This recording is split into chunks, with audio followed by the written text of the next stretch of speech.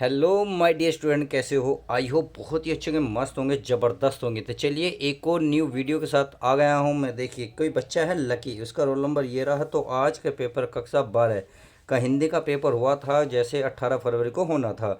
तो इसका अगर पेपर कोड देखें 302BH, तो 2026 सामान्य विज्ञान का। तो इसमें क्या कुछ लिखा हुआ है सब कुछ कवर करेंगे। देखिए वीडियो में डिस्कस भी करूँगा, आपके ऑप्शन जो है ऑप्शन वाले सवाल को बताने वाला हूँ। तो क्या कुछ होगा देखिए, समझ लेते हैं पॉइंट टू पॉइंट। समय 3 घंटे 15 मिनट। तो एक नोट करके बाद लिखिए, प्रारंभ के 15 मिनट परीक्षार्थियों को प्रश्न पत्र पढ़ने के लिए निर्धारित है। यानी कि आपको 3 घंटे पूरे मिलेंगे, 15 मिनट आपको प्रश्न पत्र पढ़ने के लिए एक्स्ट्रा मिलेंगे। तो समझ में आ गई, ये जो मोस्ट इंपॉर्टेंट है। अब आगे क्या करा है, संपूर्ण प्रश्न पत्र दो खंडों खंड ख और तथा खंड ख में बटा हुआ है, यानी कि क और ख में डिवाइड है। दोनों खंडों के सभी प्रश्नों को उत्तर देना अनिवार्य है। चलिए आप देख लेते हैं ध्यान से। इसमें पहला क्या है, खंड ख के अगर उद्दंड मार्तंड का प्रकाशन वर्ष है। तो 1832, 1836, 1826, 1831। अगर मैं इसके राइट आंसर की बात करूँ तो इसका हो जाएगा पहले का, मतलब कै का सेकंड 1836 राइट आंसर हो जाएगा। तो इसका राइट आंसर बिल्कुल होगा। जो बच्चे इसे लगा गए तो बहुत अच्छी बात है, 1 मार्क्स अपना पक्का कर सकते हैं। अगर कोई और लगाया तो प्लीज़ अपने 1 मार्क्स कम कर लेंगे, सही है। अब आगे, सेवा सदन के लेखक हैं चतुर्सेन शास्त्री, प्रेमचंद्र, विश्वभर नाथ शर्मा, जयशंकर प्रसाद। अगर मैं इसके आंसर की बात करूं तो इसका राइट आंसर हो जाएगा आपका सेकंड, यानी कि प्रेमचंद। सेवा सदन के लेखक प्रेमचंद हैं। अब इंदुमती रचना की विधा है। अब बताइए इंदुमती रचना किसकी विधा है? कहानी, नाटक, उपन्यास, एकांकी। यह तो आपको मैंने कितनी बार बताया था, ये कहानी है। क्या है? कहानी। तो इसका हो जाएगा पहला राइट आंसर। आगे की अगर मैं बात करूं, देखिए आगे क्या है, आगे देख लेते हैं। हमारा ये करा है, कुटुज निबंध के लेखक हैं यशपाल, यज्ञ, हजारी प्रसाद द्विवेदी, भारतेंदु। तो अगर मैं इसके आंसर की बात करूं तो बताइए कौन सा होगा? हजारी प्रसाद द्विवेदी। आगे कहते हैं छायावादोत्तर युग है, शुक्लोत्तर युग, शुक्ल युग, भारतेंदु युग, द्विवेदी युग। यानी कि छायावाद जो युग था वो किसका युग था? शुक्लोत्तर युग का। शुक्ल युग, भारतेंदु युग, द्विवेदी युग। तो इसका राइट आंसर जो आपका प्यारे बच्चे हो जाएगा पहला, शुक्लोत्तर युग, सही है। अब आगे, जयशंकर प्रसाद का महाकाव्यात्मक कृति है कौन सी? झरना, लहर, कामयानी, आंसू। तो इम्पोर्टेंट क्या हो जाएगा? इम्पोर्टेंट आप सभी को पता है क्या होगा? तीसरा, जो मोस्ट इम्पोर्टेंट है, बहुत बार के टीचरों ने आपको हर क्लास में कराया भी होगा। जयशंकर प्रसाद की महाकाव्यात्मक कृति है, सही है। दूसरा, सप्तक का प्रकाशक वर्ष है। तो बताइए इसका क्या है? तो इसका राइट आंसर होगा 1943। समझ में आ गया? चलिए अब नेक्स्ट देखते हैं। आ गया है, हालावाद का प्रवर्तक कहा जाता है। तो किसको कहा जाता है इन चारों में से बताइए? कह रहे गोपाल सिंह नेपाल को, हरिवंश राय बच्चन को, भगवती चरण वर्मा को, महादेवी वर्मा को। तो इन चारों में से ऑप्शन यदि आपने इन तीनों लगाए हैं तो बिल्कुल गलत हैं। कहने का मतलब है हाँ इन तीनों को लगाएं तो गलत है। इसका राइट आंसर हो जाएगा हरिवंश राय बच्चन, यही इसका राइट आंसर है। आगे देखते हैं, सुमित्रा नंदन पंत की रचना है पल्लव, साकेत, कामयानी, यामा। अभी कामयानी किसकी बताई थी? किसकी बताई थी बताइए? अभी बताई थी मैंने जयशंकर प्रसाद। और यामा किसकी है? महादेवी वर्मा की। तो इन्होंने पूछा है सुमित्रानंद पंत की रचना है, यानी कि इन दोनों तो है नहीं। अगर मैं इन दोनों नहीं है तो और कौन सी होगी?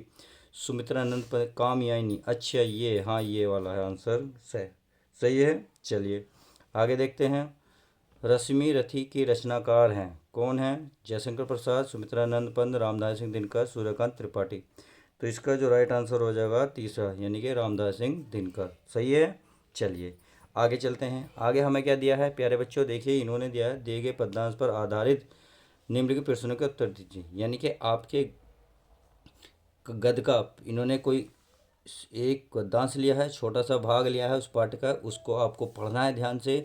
फिर इसके नीचे लिखे हुए पाठ का, मतलब आपको गद्यांश के सारे आंसर देने हैं। जैसे पाठ का शीर्षक और लेखक का नाम, यानी कि कौन से लेखक को, इसके ये कौन से पाठ से है, यानी कि पाठ का नाम बताइए, तथा लेखक का नाम। अगर मैं लेखक का नाम करूँ तो रामधारी सिंह दिनकर है, सही है।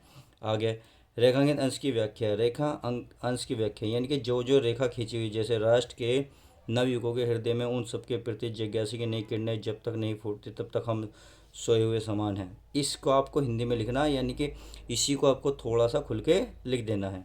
चलिए बहरहाल कितने क्वेश्चन इसमें। राष्ट्रीय क्षेत्र में भौतिक विज्ञान विज्ञान के महत्व को स्पष्ट कीजिए। लेखक ने राष्ट्र की सुप्त सुप्त अवस्था कब तक स्वीकृत की है। राष्ट्र के भौतिक स्वरूप का नया टाट कैसे खड़ा करना है, ये आपको बताना है। चलिए आई होप बता के आएंगे, अच्छे से गया होगा पेपर। चलिए पर आगे देख लेते हैं हमारा इन्होंने और क्या कहा है। ये करा यानी कि या तो ऊपर वाला करो या नीचे वाला करो, देख लीजिएगा आपके सामने ये रहा। मोस्ट इंपॉर्टेंट है, आसान है, सब ये कराए हुए हैं। चलिए आगे देखते हैं क्या क्या इस पेपर में और आया हुआ है। इसमें है दिए गए पद्यांश पर आधारित निम्नलिखित प्रश्नों का उत्तर दीजिए। यानी कि अब पद्यांश है, वो गद्यांश थे, ये पद्यांश है। तो दुख की पिछली रजनी बीच विकसता सुख सुख का नवल प्रभात, एक पर्दा यह झीना नील छिपाए है जिसमें सुख गात। तो आपको इस तरीके से पढ़ना है। फिर वही क्वेश्चन 5 दिए हुए हैं, इसी पर आधारित 5 क्वेश्चनों का आंसर आपको देना है। तो कौन कौन से हैं क्वेश्चन आपके सामने है। ऊपरी पद्यांश का संदर्भ लिखिए, यानी कि कौन से पार्ट से लिया गया है, आपको ये सब लिखना है।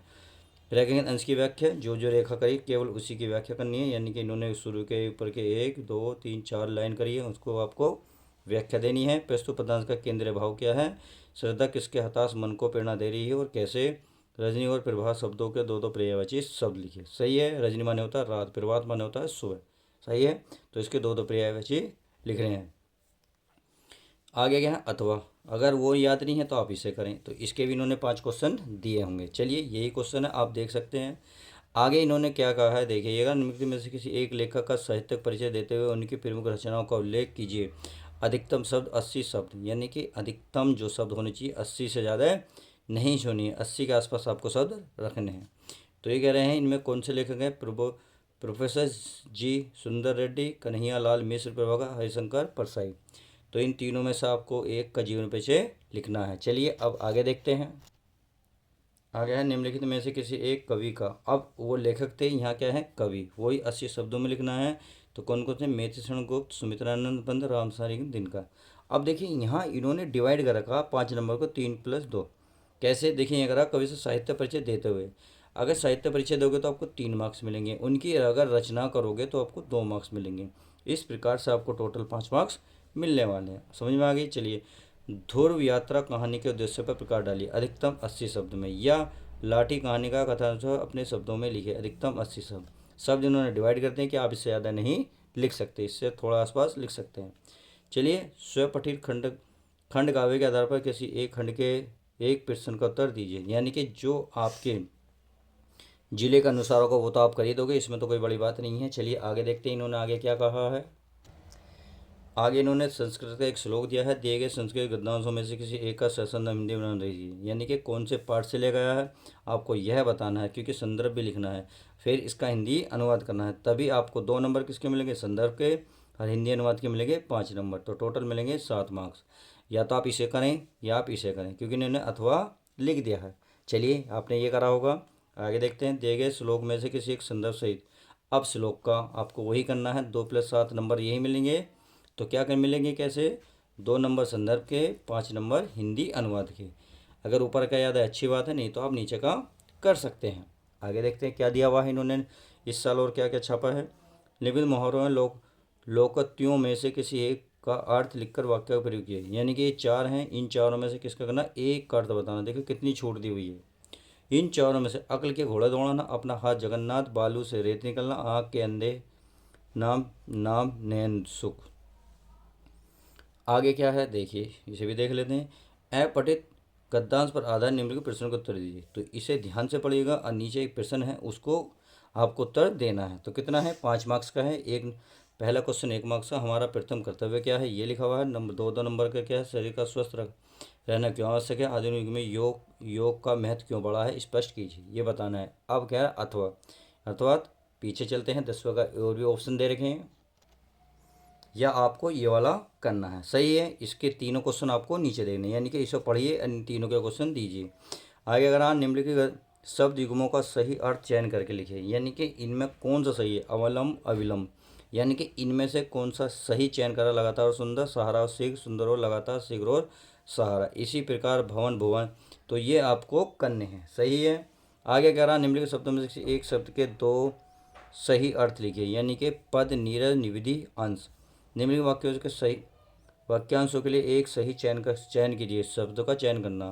100 वर्षों का, सैकड़ा, शताब्दी, आंकड़ा, सौवत। सही है। चलिए कर लीजिएगा। अधिकतम बोलने वाला वाचक, मिष्टभाषी, वादी, बहुज्ञ। तो वाचक होता है इसका सही आंसर। अगर 100 वर्षों की बात की जाए, 100 वर्षों का ये होता है प्यारे बच्चों, संवत्सर आंकड़ा नहीं, शताब्दी। सैकड़ा भी होता है, 100 वर्षों का समय नहीं, शताब्दी क्या होता है, शताब्दी। चलिए एक बार कंफर्म कर लीजिएगा, चेक कर लीजिएगा, मुझे अभी कंफर्म नहीं हो पा रहा इसमें। चलिए आगे देखते हैं। निम्नलिखित में से किन्हीं दो वाक्यों को शुद्ध करके लिखिए, यानी कि कुछ गलत हैं, इनको सही लगेगा। जैसे पक्षी पेड़ में है, पक्षी पेड़ पर है, तो दो वाक्य लिखने हैं। एक तो ये हो जाएगा, तुम मेरे को पुस्तक दे दो, तुम मुझे पुस्तक दे दो, ये भी हो जाएगा। आपका आशीर्वाद चाहिए, बस आपका आशीर्वाद होना चाहिए, ऐसे होना चाहिए। यह अनुचित रचना है। आप कोई सा भी इसमें से कर सकते हैं। चलिए आगे देखते हैं। करुण रस या श्रृंगार रस का लक्षण उदाहरण लिखिए। भ्रांतिमान अलंकार या अनुप्रास अलंकार लक्षण लिखिए। यानी कि ये आपके सामने दे रखे हैं, ध्यान से देख सकते हैं क्या क्या इन्होंने दिया है। तो उम्मीद है आपको ये पेपर आपको समझ में आया होगा कि इसमें से कितना आप कर पाएँ कितना नहीं। और 2027 वाले बच्चों तैयार हो जाओ, किस तरीके का पेपर आता है मैंने आपको दिखा दिया। तो चलिए मिलते हैं नेक्स्ट पेपर के साथ।